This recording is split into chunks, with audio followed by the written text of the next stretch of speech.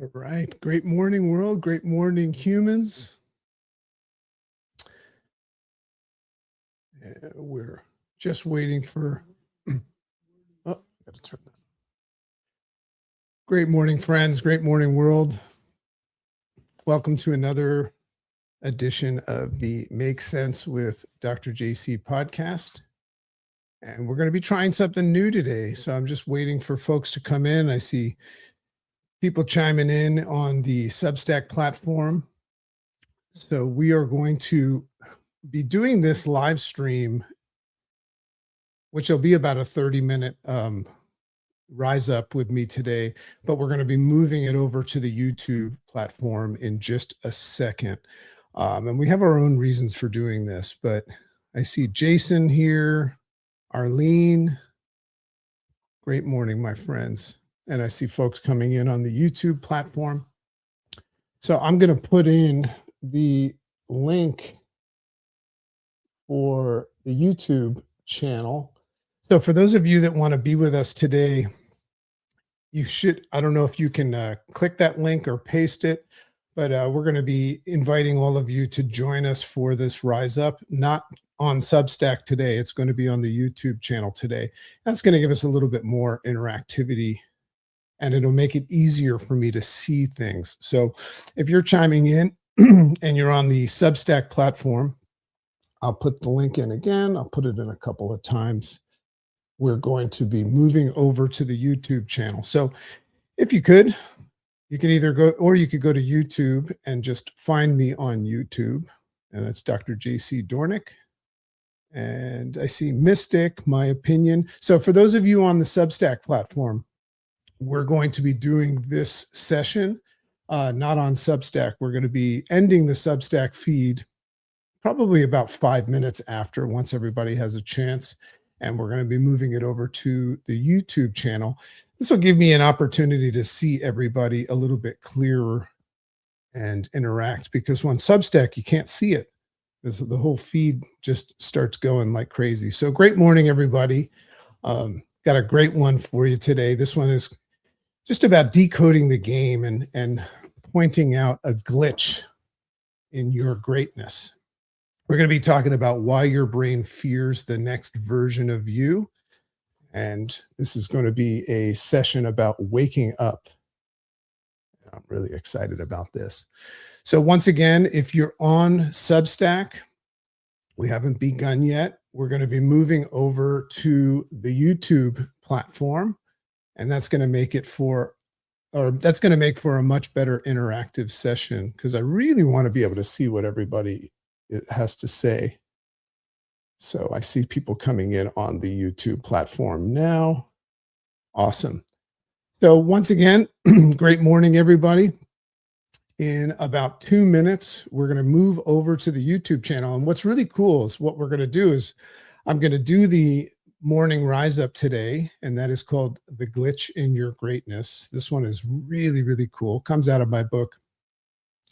And then what we're going to do is have the opportunity to have a Q&A after. So for those of you coming in on YouTube, just because I've made this mistake once before, just give me a sign, maybe a comment in the thread. Let me know if you can hear me, right?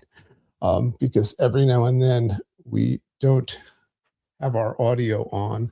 So I see Leah and I see Olivia and some other folks joining us on YouTube. Just let me know if you're on YouTube, if you can hear me. But then if you couldn't hear me, yeah, it looks like I have my audio on. So once again, I see R. Kringle, some of the usuals, Kalpana. So we're going to be moving over to the YouTube channel, and I'm inviting you now. There's the link. And I see Jason and Cosmic Warlock. So once again, we're going to be doing this session live in the YouTube channel, and waiting for people on YouTube to let me know that they can hear me. The audio is on before we start the live raw podcast. And the reason why I want to move over to YouTube is because I want to have more interactivity with everybody, and then we'll be able to do a Q&A about the session afterwards.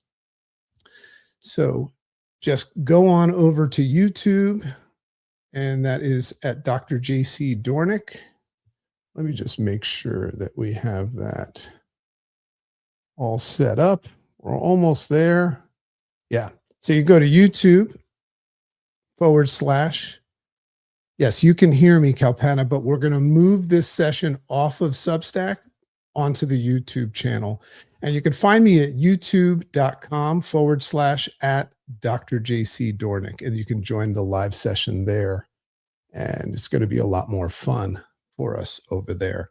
So once again, we're going to make that move now. So if you're on Substack, I'm going to invite you to come over to the YouTube channel because we're going to end the Substack live feed because I really don't have the opportunity to interact with you on Substack. So I see some more people coming in on YouTube. So once again, go to youtube.com, and I see the texts coming in as well. Go to youtube.com / at Dr. JC Dornick, and we'll be able to do it over there. Now, I love Substack. Love it. But we're going to have a lot more fun by doing this over on YouTube.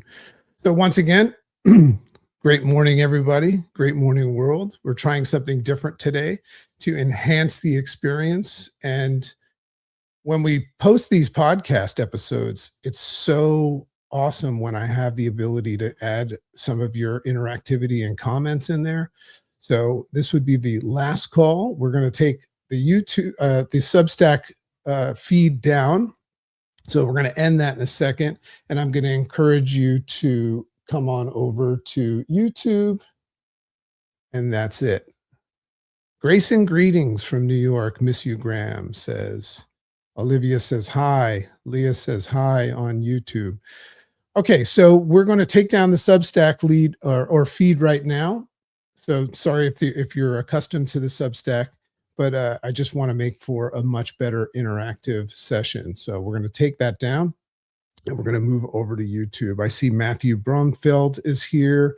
Great morning. He uses the 8. I love that. I love when people use the 8. Okay, so we're gonna take down the Substack now. This is your last opportunity to move over to youtube.com / Miss you, Graham is here. Awesome. And so youtube.com / at Dr. JC Dornick. So I'll see you over there, Substack folks. I'm going to end that feed now. There we go. All right. Awesome. Here we go. So great morning, everybody. Great morning, world. Great morning, humans. This is your friend, Dr. JC Dornick, and welcome to another edition of the Make Sense with Dr. JC podcast. So as always, we're going to have a live interactive session here on this topic. And the purpose of these Monday rise ups, I mean, I use them for my podcast, but the purpose of these rise ups are to give people the opportunity to do something that is becoming increasingly difficult in our world. And that is to reclaim control of our thinking. Now, why would you think that you don't have the ability to think? Well, you have the ability to think, but we're living in a world that's moving very, very fast. And that means that the world is, for the most part, doing the thinking for us. We're delegating and handing over our cognitive load to technologies, to algorithms, to society. I mean, God, if you're watching the news right now, I encourage you to step away from it every now and then if you can, for a long time if you can, and give yourself the opportunity to think about things that like matter most. You know, think about things that are happening in the present moment. You know, there's a lot of worry and concern going on right now, and rightfully so. I'm not saying completely hide from it, but what I'm saying is, you know, just give yourself some time to enjoy the thing that's actually happening, not this projection of, you know, a future that you really have little control over. And if we spend so much time in the future, what happens is that we don't ever get to live our lives, which is only taking place right here in the present moment. So I very often talk about unwrapping the present moment. That's why they call it the present. It is a present, the gift. So we're gonna get started here with this episode. And remember, hang out after. I'm gonna try to get this done within the first 25 minutes or so. And think of it as seasoning the pot. I'm gonna give you some perspectives that might make you go, just like it says on my hat, and give you back control of that prefrontal cortex, that place in your brain that you actually do control, and that place where you're thinking for yourself. It's really interesting when you ask somebody a question and they tilt their head and look up and start thinking, right? They say, what do I think about that? So that's what it feels like to reclaim control, because most of the time we're using our automatic knee-jerk reflex, our persuaded and conditioned and programmed minds to decide what we see and decide what we think about it. Remember, we don't control the things that are happening, we control how we respond to the things that are happening. So let's get this started. So welcome everybody that's chiming in on YouTube, and hopefully the folks over at Substack will figure it out. That's right, Miss you Graham says And remember, is just a practice of cognitive distancing. For those of you that got my book, and I'd love to get some feedback for those of you that are reading the book, remember we're going to be doing a monthly, when you buy the book at no cost, I'm going to be doing a monthly mastermind on the book. It's going to be kind of like a book club, but we're going to make sure that, well, the book is called Make Sense. So we're going to make sure that it makes sense to you and that you're armed and equipped with this amazingly valuable tool called the interface response system that really is a game changer for people. So I don't want people to just have a jacuzzi experience and read the book. Just like, it's not my intention for you to just have a jacuzzi experience with this live that we're doing right now. It's my hope, and that's why we're going to do the Q&A at the end, that it lands. I always say at the end of my podcast episodes, if you've learned something today, give it away. That's the way it's going to stay. The very nature of learning something, but then putting it into the arena of play, that's how it starts to lock in. The greatest thing that we could ever do is take something that we love or something that we've learned and that was a big insight, a game-changing insight, and teach it to somebody else. Because in the teaching, they say to teach is to learn twice. So in that process is when it really locks in. So let's get this started. And remember, as we're going, you're welcome. I welcome you to ask questions, make distinctions, share what things mean for you. Because if you add to the various spices that we're going to put into this meal that we're going to make today, well, that'll end up on the podcast. And the podcast is now number 5 in the world in education and self-development. And that's pretty fun. It's pretty fun when I get to call you guys out or shout you guys out on the podcast. So Matthew Brownfield says, devouring the book makes sense in so many ways. Love the chapter pinpoints. Oh, I'm happy that you like that. Remember, when you're talking about the pinpoints, when I say put a pin in it, I don't know if you've reached that level yet, but I talk about this idea of building what's called your crazy wall. So on my wall over there, I have a big cork board. And what I've done, in chapter 2 of the book, that there's a lifeline, that it just talks about from birth to death. And I teach you guys I give you guys the opportunity to go back through these new lenses, through your new Make Sense lenses, and reevaluate things and create what's called your crazy wall, which another word for the crazy wall is the investigation board. You see these movies where detectives are pinning things up on the boards to try to connect the red yarn and the dot to try to, I don't know, find the bad guy or solve a case. So the whole idea of creating your own crazy wall is basically how I wrote the book. So I'm going to encourage all of you at the end of each chapter. And that book, for those of you that don't know, is called Make Sense: How to Rewire Your Mind and Transform Your Life, if you're into that sort of thing. But building your crazy wall is awesome. I mean, our lives are crazy if we're really willing to admit it. And build your crazy wall, and it'll help you make sense of your life. That's the whole premise of the book. So, and Miss U Graham says, I am contemplating about highlighting marking inside. Would love to hear it on Audible. That's a great question. A lot of people want to I like to read books, Miss Hugh Graham, and listen to the Audible at the same time. I mean, that's, I got that from Jim Quick, who's the master of memory retention and speed reading and things like that. But yes, I already have the Audible scheduled. I'm going to be doing that, but that's not going to probably come out until the beginning of April. So for those of you that want the Audible, that's going to be that. I'm excited to do that. I've read the book like a million times. All right, so let's get started here today. So this is called the glitch in your the glitch in your greatness, why your brain fears the next version of you. And obviously, I will make sure that you understand what that is. So this is going to be a lesson in how we wake up, arm ourselves with the weapon of awareness. So there's a version of you in your life. There's a version of you, and there's a version of your life that you are not yet allowed to access. And I'm going to explain what that means. And that's not because you're incapable or because you're unlucky that you're not able to access this version of your life, but because you are still practicing a version of yourself that no longer exists. Now, just think about what that means.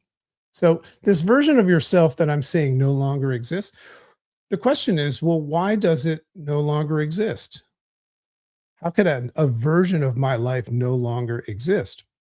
Well, what I mean by that is it's because this old version of yourself that no longer applies is still something that we're holding on to, right? It's reached its expiration date. So if you think about yourself as something like a computer that has an operating system, a lot of us are holding on to an old operating system, which is concepts, beliefs, a perspective, and the way we look at things, the way we respond to things that no longer applies to the version of yourself that you are today and your life today. So that's what's called the certainty trap. So this is a powerful concept to think about. Are you caught in the certainty trap?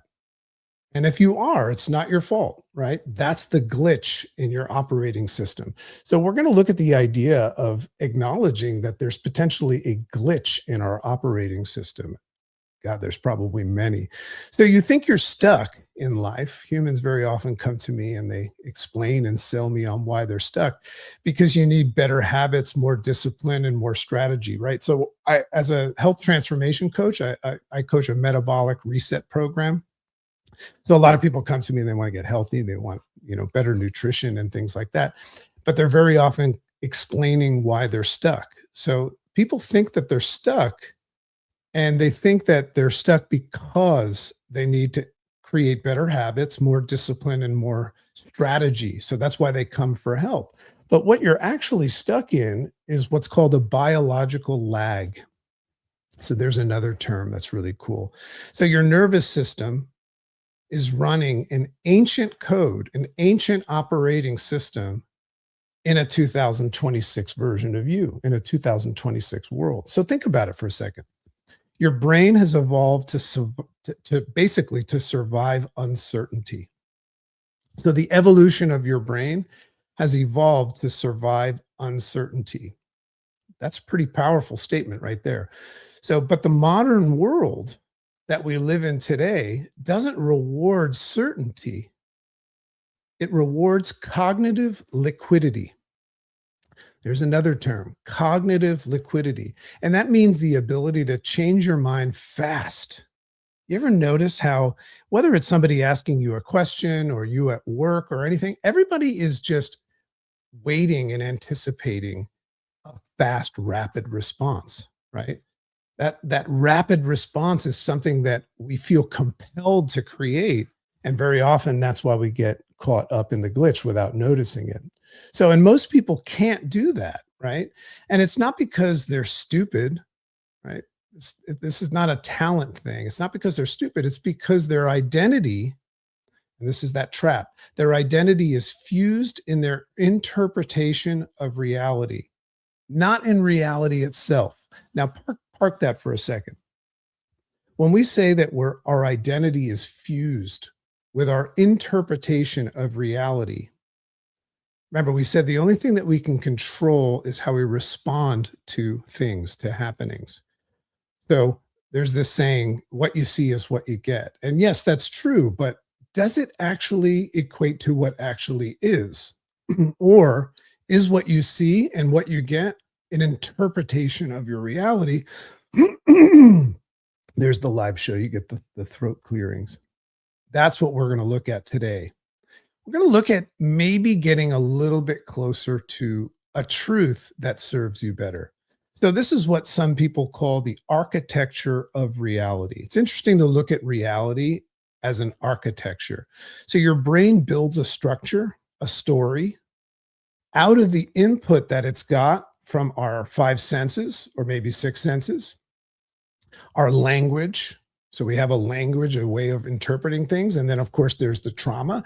And then very often I speak in the book, especially in the chapter called The Program, which I believe is one of my favorite chapters. And a lot of people are telling me they love that chapter.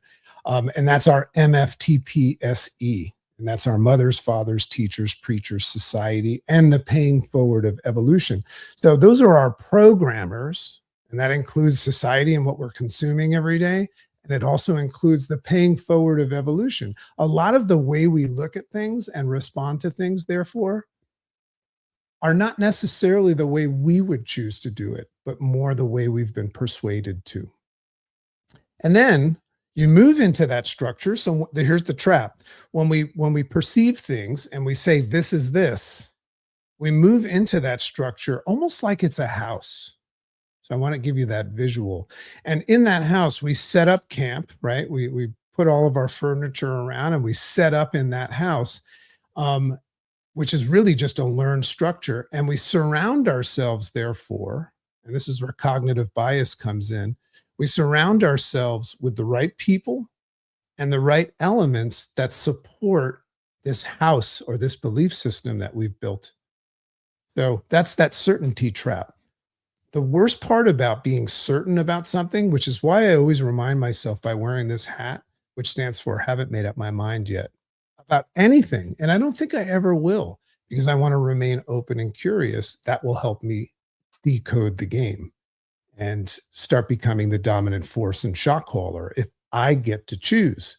But very often, if we're in that house camping out in that learned structure and we're protecting it with a certain group of people, our surroundings and elements, not only will you continuously bathe that certainty trap with all of those things, but you'll also find yourself blocking out everything else. We see this in religion.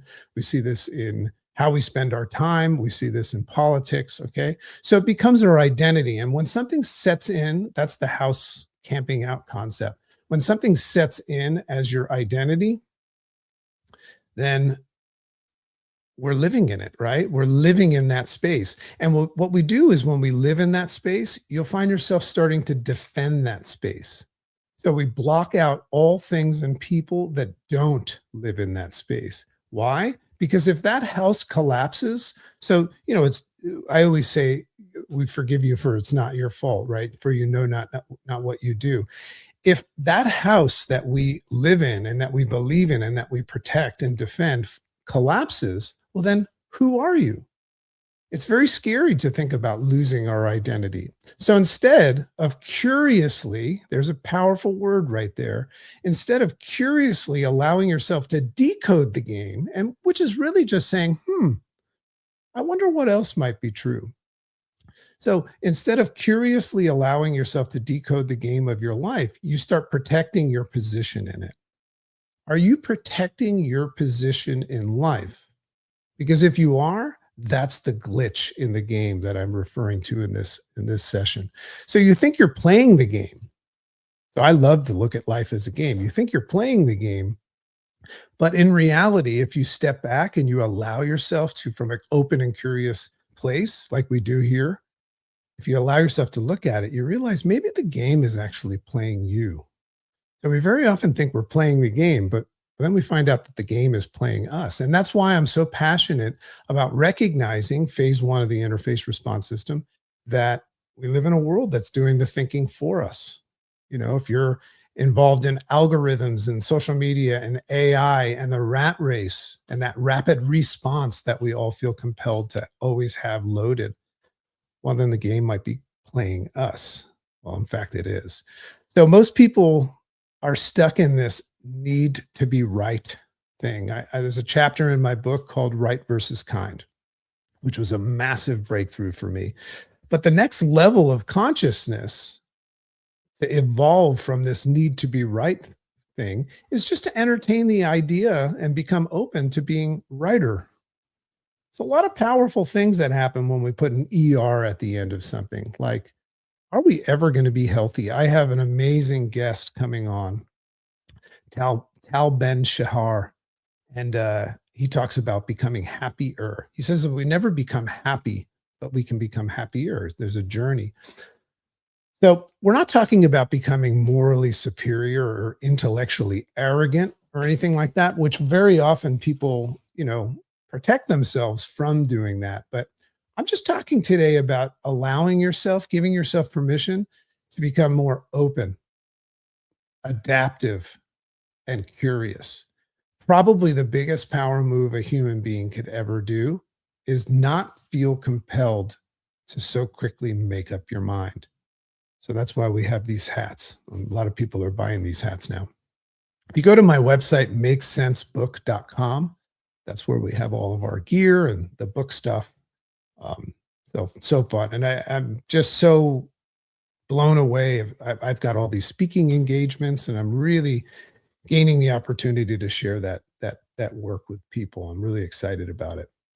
So what we're talking about here is being positioned for growth. When we're open, curious, adaptive versus rigid, what we're doing is opening ourselves for growth. And because the truth, and this is a great, great quote from Lao Tzu, the truth is found in this amazing quote by Lao Tzu. And this is one of the pivot points that we move from jacuzzi to pivotal right here. So here's a quote from Lao Tzu, and he says this: "The Tao that can be spoken is not the eternal Tao." Now, I want you to just step into this space right now and recognize that our language and the way that we explain and interpret things is very often where the problem occurs, because that's when we start to dilute things further from the truth, and we start to use our programmed minds to identify what something is. And that's when we move into the house, right? So the Tao that can be spoken is not the eternal Tao. Let me explain what Lao Tzu means by this. He reminds us that the moment that we try to compress the ultimate truth, which is too much for us to handle, but the moment that we try to compress the ultimate truth into the limited human language, our language is vast. And it's amazing that we can communicate, and our five senses are amazing. The human body and brain is amazing, but extremely limited. We know that we only get a slice of what's happening in reality, and we make up the rest. So think about it. If we know that and we embrace that, as soon as we start using our language to compress the ultimate truth, what happens is we begin to shrink that truth. We move further away from the truth, and we shrink it into a size that fits our needs at that time. Now, if that serves you, great, success. But what happens to most people is when we start to dilute it and shrink it to that size that meets our needs, if it's a programmed need, right? A need that somebody else taught us, it moves the truth further and further from its original authentic state. So I love when people come to me and they say, "This is this," and that's that need to be right.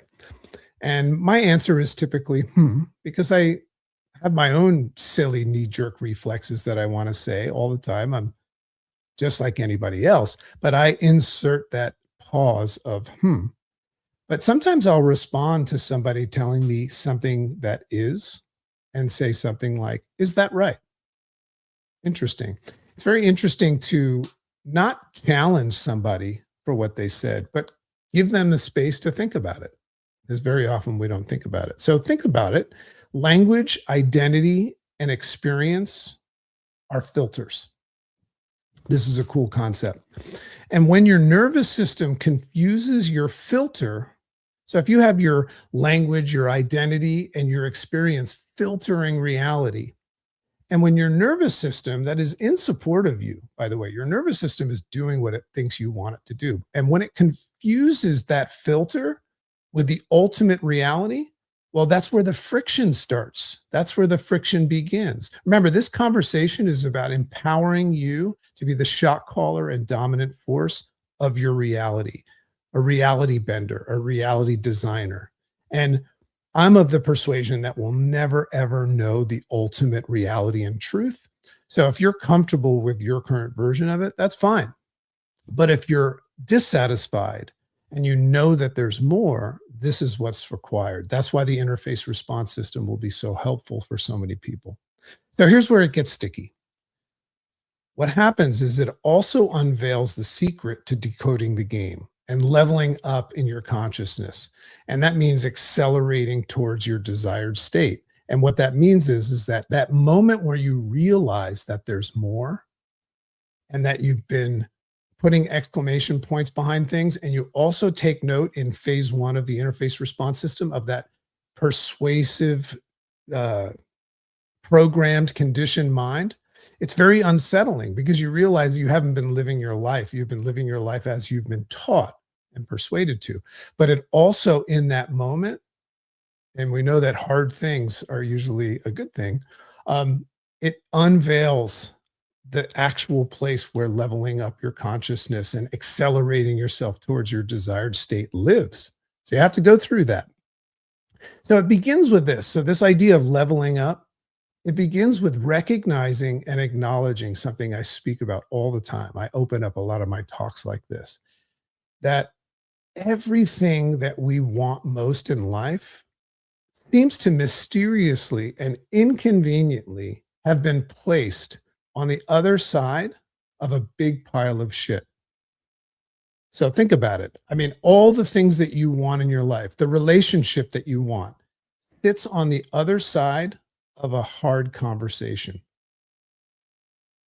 right? I mean, if you're living comfortably right now, you're probably not moving towards anything that you really, really desire. Because if you are moving towards something that you desire, you're probably facing challenges and adversity. So this is this first observation that we have to make. The body that you want. I'm a transformation coach. I coach this metabolic reset program. I've gone through that process myself. So a lot of people want to change their physical health in their body, but that sits on the other side of diet and exercise, and also refraining from doing things that we're addicted to. How about the mission, the very calling and purpose, your mission, your destiny that you feel called to? Well, that sits on the other side of a host of speed bumps, tolls, rejections, letdowns, and setbacks. So the unconscious sleepwalker, I always say, welcome to the uprising of the sleepwalking masses, but the unconscious sleepwalker learns to resent the pile of shit. So that's what it means to become a victim of circumstance. So the unconscious person that's not playing in this sandbox right now and recognizing that there's a game going on, that there's a pile of shit sitting in between me and everything that I desire. But the unconscious person resents that pile of shit. They call it unfair. They refer to it as bad luck. I got a bad hand of cards in life. And they become victims of the unfortunate, what I call shit circumstance. So here's some good shift. What if the pile of shit isn't the obstacle? What if the pile is the playing field? So here's a reframe. What if the pile, the adversity, the setbacks, the letdowns, the challenges, the unfortunate, frustrating things that show up multiple times, yesterday and today and throughout our life, what if they're the playing field? Or what if they're actually opportunistically the portal and way to everything that we desire? Well, that's going to change the way you look at things. You know, Wayne Dyer always says, if we change the way we look at things, the things that we look at change. That's what it means. But if you resent the pile of shit and that's how you look at it, well, you're going to have to say, you're going to have to recall this conversation and be like a child that's playing a video game. So here's the way we gamify life. Children understand this. So for all of you that have been children before, that's all of you, or all of you that have kids right now growing up in this crazy world, children understand this. So watch a kid sometime playing a video game. I watch my daughter doing it all the time. They don't complain that the level is hard. They actually lean into the hard levels. They search, they flip every stone. They curiously look for tools, messages, and elixir potions. They're not attached to being right. So you see how we're retracing a lot of the things that we've said. They're not attached to being right about where the treasure is. It's actually a bummer once they get to the end of the game, right? They're more attached to completing the mission. So we talk a lot about this in our own world, that if you set your North Star and you have something that you desire, the likes of air, if your head is underwater, the how no longer makes any, it creates a problem. But you see this happening with children playing games. They're attached to completing the mission, and they love the idea that all of the challenges are what they need to conquer to get what they desire most. And they also understand that mistakes, setbacks, letdowns, and monsters, or the, as they call it, big boss fight that that is at the end of every level, are part of the field of play and part of the game map. So when we say decoding the game, it's not just about decoding the game, but we have to learn how to play the game. If we look at life as a game, it's a lot of fun. Now, adults, most people watching this right now, we get embarrassed when we don't know something. I mean, if somebody asks you a question, you don't know it, and you get embarrassed, and it makes you recoil, or maybe makes you quit on something and try something else. That's not the way kids are playing games. So there's this thing called the cancel culture, and a cancel culture, and that means the idea that the culture is going to like cancel you out because you don't know something. So the cancel culture terrifies our ego. So we cling harder, and the harder that we cling, the more that the glitch that I'm talking about locks in. The harder we cling to that fear of the cancel culture, the deeper that the glitch locks in. And at some point in my life, and I'll just share when I started to notice the game, at some point in my life, and I would say it's probably the biggest breakthroughs happened when I started sitting with plant medicine. I started going out to the Amazon jungle and doing things like ayahuasca and sapo and peyote and all of that stuff. I don't know what you think about that, but I did it because I knew there was more. And I heard some friends talk about the fact that, they experienced the augmented reality that exists outside of our limited senses, right? And the way our brain works. But I experienced something that felt like ego decoupling. So there's a term, ego decoupling. I'm going to give you 3 steps today, and one of them is to practice ego decoupling. Now, a lot of people know that as ego death, and I hope that you don't have to experience that the hard way. But it was almost as if while I was using plant medicine, but also different times in my life where I allowed myself to step back, it was almost as if I was zooming out beyond this strand that I was stuck in and enabling myself to see the entire spider web. Does that land with you? So just as a reminder, I see everybody making comments in the YouTube thread. Once we're done with this, we're going to have a Q&A, and I'm going to go through all of them. So if you guys want to hang out and ask some questions and make some distinctions, we'll do that to the top of the hour. So instead of defending one single perspective, I realized that I could sense how opposites and alternatives coexisted with the same architecture of all the happenings. So that means that I was looking at things and realized that there were other components outside of what I was normally persuaded to see that existed.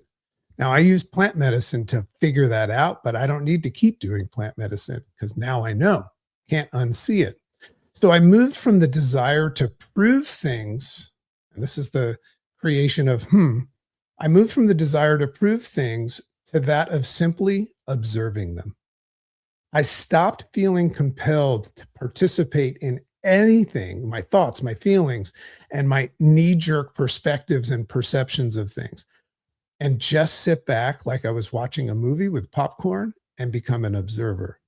So the protective nature of my mind started to settle down because it was no longer necessary. It was almost like I owned a nightclub and I told the bouncer at the front door, "Hey, we're good. We're good. We don't need you to protect anymore because we know that it's not necessary." So I recognized that my past experiences and my memories no longer applied in the present moment. See, when you unwrap the present moment and you take note of it, that's the moment that you realize that a lot of your old programming, right, your old house that you lived in, no longer applies in this present moment.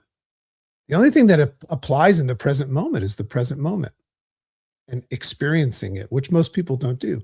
See, when you allow yourself to pause, and what I mean by that is pause your conditioned program mind and zoom out long enough. And I recommend that you say, why not say, You don't have to know right away, but long enough that you stop fighting over the crumbs of evidence and start recognizing patterns and the whole meal, not just the crumbs.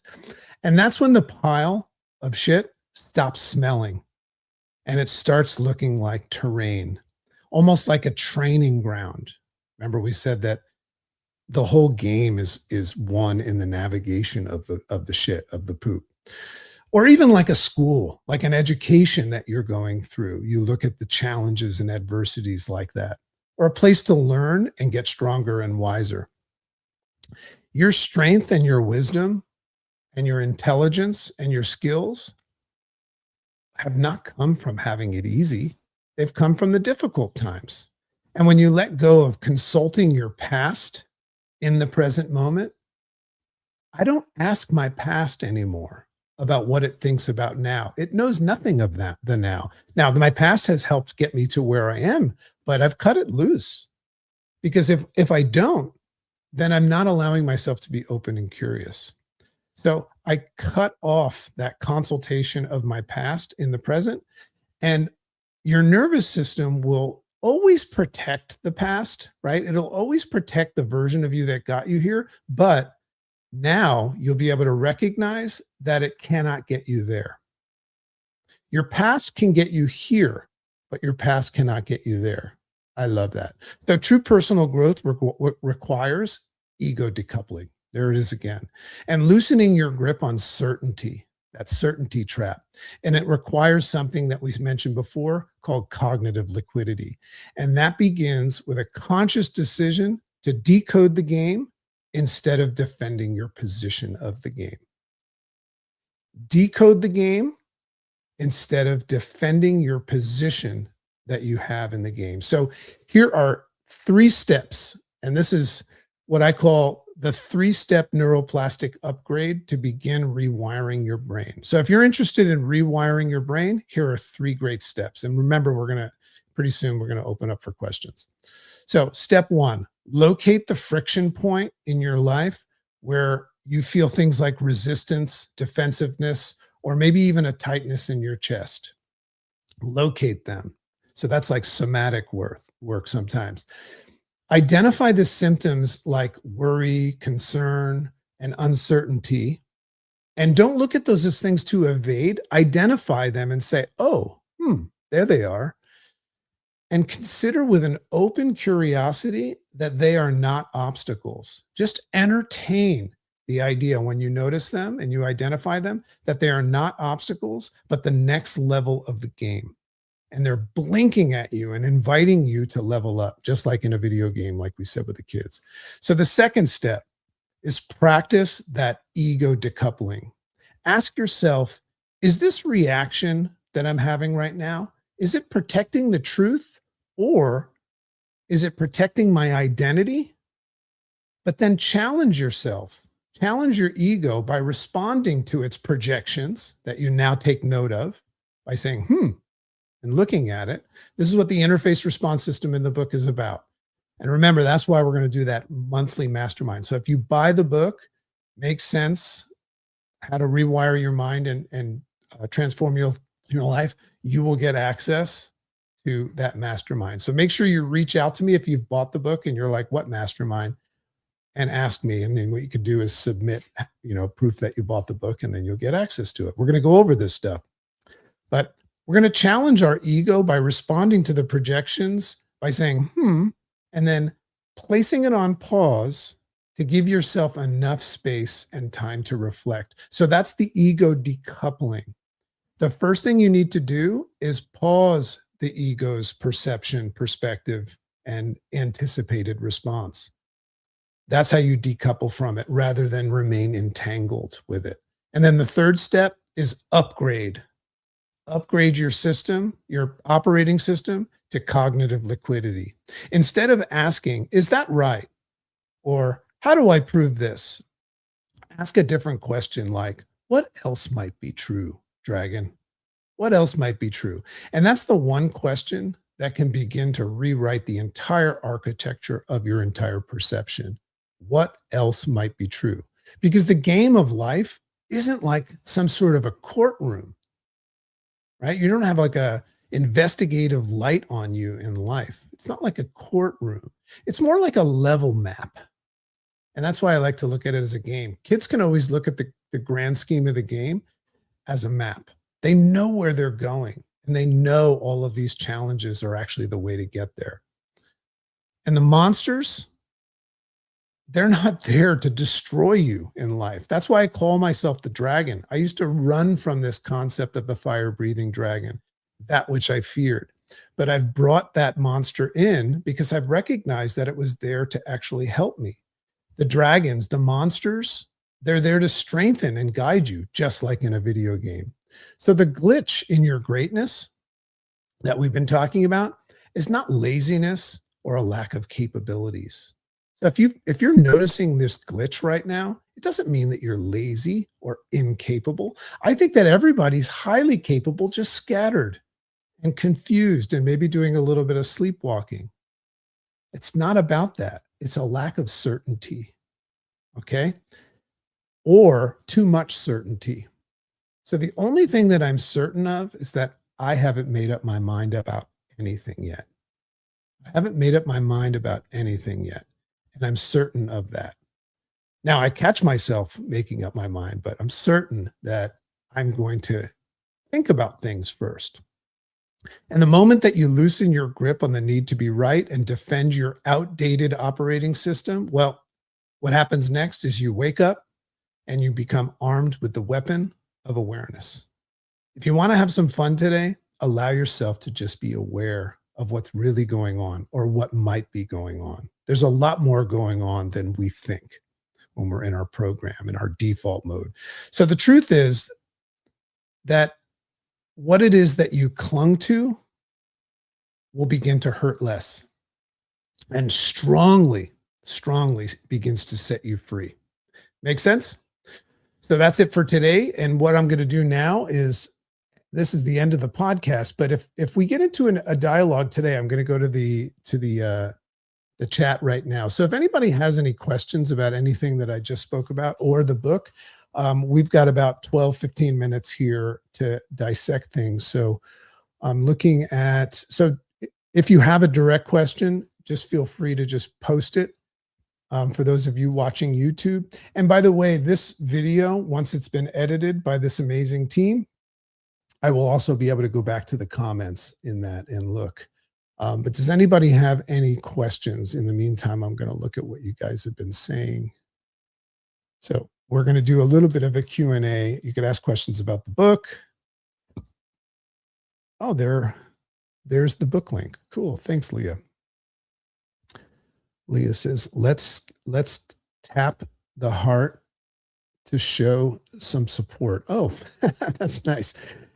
Yeah, we can do some heart tapping. So I know that there's more people here than are chatting right now. So if anybody has a question, Error Feedback says, thank you so much. So glad you made time and space for this discussion.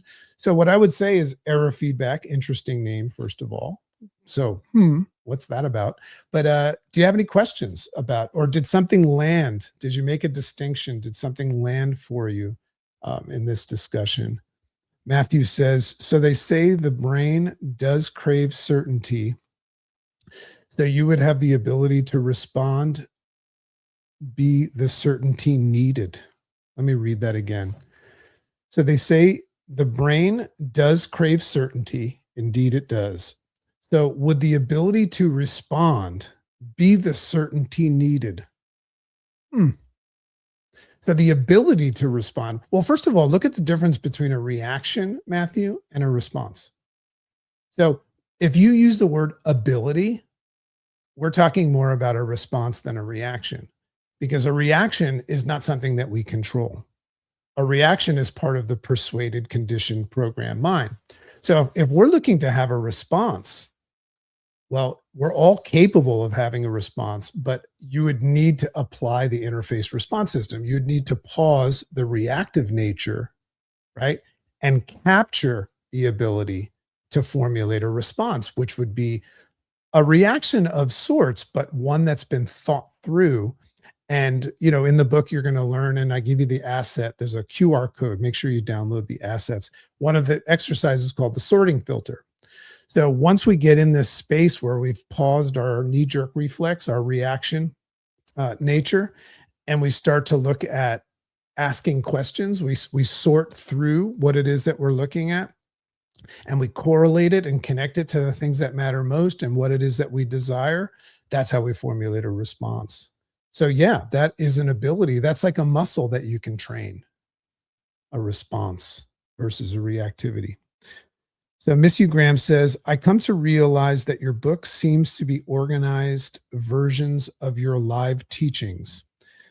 Thank you for publishing all of the great tips. Yeah, for those of you, have any of you read The Alchemist, or one of my two favorite books, The Alchemist?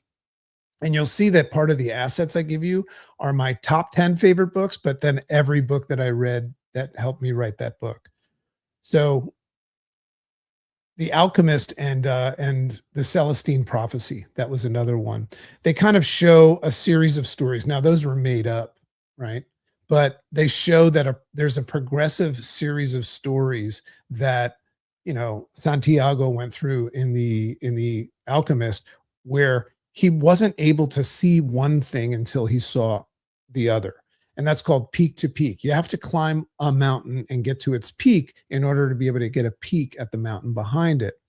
So yes, the stories that you'll read, you'll notice the first 3 chapters are really laying the groundwork for a way of looking at things, because I'm hoping that when people read through my stories, and they're very revealing, Miss Hugh Graham, what I'm showing you is how I transformed and evolved and woke up. And I wanted to do that rather than just teach you the interface response system, because when I had my terrible situation in chapter 1 and I moved from the darkness into the light, I just became hell bent on figuring out how to never allow myself to go back to that dark place, but also figure out the framework and create a system, which is now called the interface response system, to help other people do that as well. But if you look at it, it's all about increasingly becoming more aware and conscious. So this topic today is really just about allowing yourself and permitting yourself to get curious and ask questions. Because if you're not open and curious, you're closed and certain. And then you're letting the game play you. You're not playing the game. Make sense? So Era Feedback says, yes, all of this exactly what I've been seeking more understanding of. And can you review the 3 steps to rewiring our program? So I think if you're talking about the 3 steps, I was saying the 3 steps to just kind of waking up, but the interface response system is a 4-step process. And that's what I recommend that you get the book for that. But that would be step 1 is perceive, to wake up and just acknowledge a lot of the stuff that we're talking about today. That's interesting, right?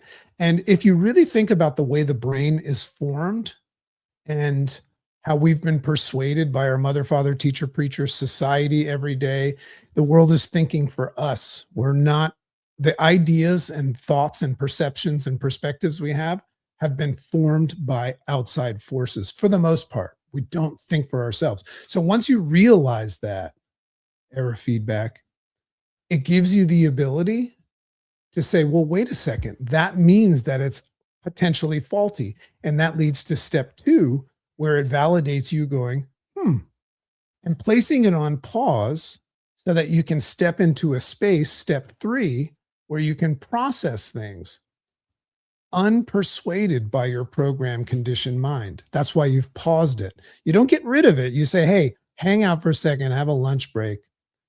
I'm going to put you there in a little bit of a timeout for a second. I might come back to you because I'm comfortable with you. But first, I'm going to run things through a sorting filter. So in that third step of the interface response system process, it's the most powerful step. But the only way that you'll get to that place where you can unfiltered look at things and filter it the way that you want would be to recognize, perceive the nature of the brain and the program, and then place it on pause. You validate it and place it on pause and step into this space where you go, what do I think? And how does this serve me?